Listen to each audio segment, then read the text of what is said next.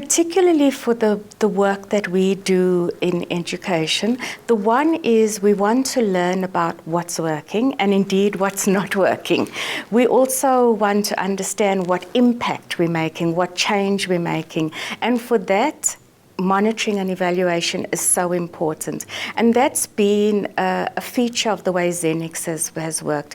With all our implementation, we have monitoring and evaluation running alongside. So as we implement, we learn. We can make changes as we go along. And at the end, we can look at where there's been impact and what lessons we can share with the broader education community. And one of the things about Zenex Foundation also is putting in an evaluation component on the work so that we get to determine whether there is progress that is being made, or are we making an investment without necessarily determining an independent evaluation that we must derive to determine whether the input that we made actually yields the outputs that you have thought or you seek to achieve, and if not, how then do you begin to redirect and adjust appropriately? The one thing is it's shifting the whole discourse and debate to issues of evidence,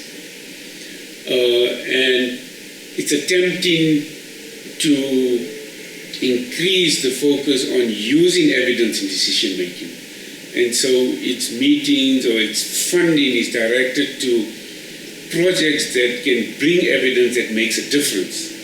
But more important is not any evidence or not any project. It's projects that address the key challenges that we're facing in education, which for me, it's the issue of improving learning in general, but in particular supporting teachers and even district officials on how to develop systems and processes to improve learning. We can be able to get really clear evidence of what works and say why it works and in what context it works, so that when we upscale programs, we have as much information as possible to make sure that these programs actually succeed. We're not just talking about evidence of any kind. It has to be objective, rigorous, scientifically based evidence. That requires a particular methodical approach to doing research and monitoring and evaluation.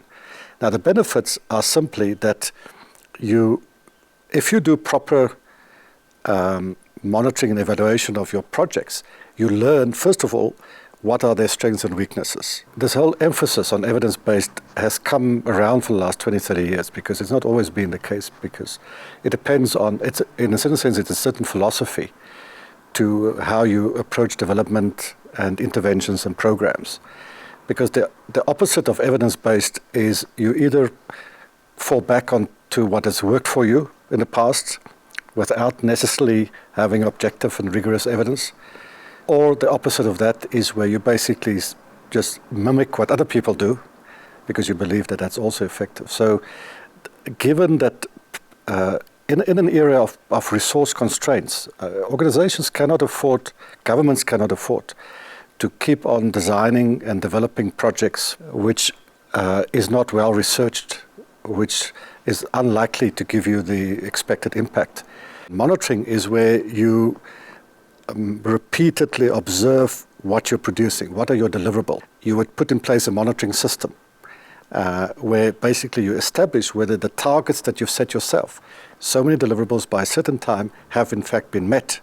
So monitoring is a fairly straightforward activity which involves data collection, timely data collection against certain targets. And it basically just tells you whether the products that you, and the deliverables, whether it's services or goods, are being achieved on time and as per design. Evaluation goes a way step further, because essentially it says what has been the impact of that on the school system. So monitoring is about monitoring activities and outputs and deliverables against targets. We sometimes talk about performance monitoring. What qualitative change or difference you've made in the organization, for instance. That's an evaluation question. That's a link between monitoring and evaluation. Both of them require evidence, but for monitoring, much more simple, straightforward evidence. Evaluation, you have to do studies where you say, well, what are the expected outcomes? What are the benefits to whoever, to the school, to the learners, whatever the case might be? And are these benefits It's sustainable. Will they disappear, and so are they scalable? If we have a project in this set of schools and it works in these schools, how likely is it that this intervention can be scaled up to work across the province? Those are evaluation questions. They're more difficult, but they give you much more interesting evidence of change and sustained change. We firmly believe that M&E as a function in an organization should be integrated with the overall strategic planning and operations of the organization.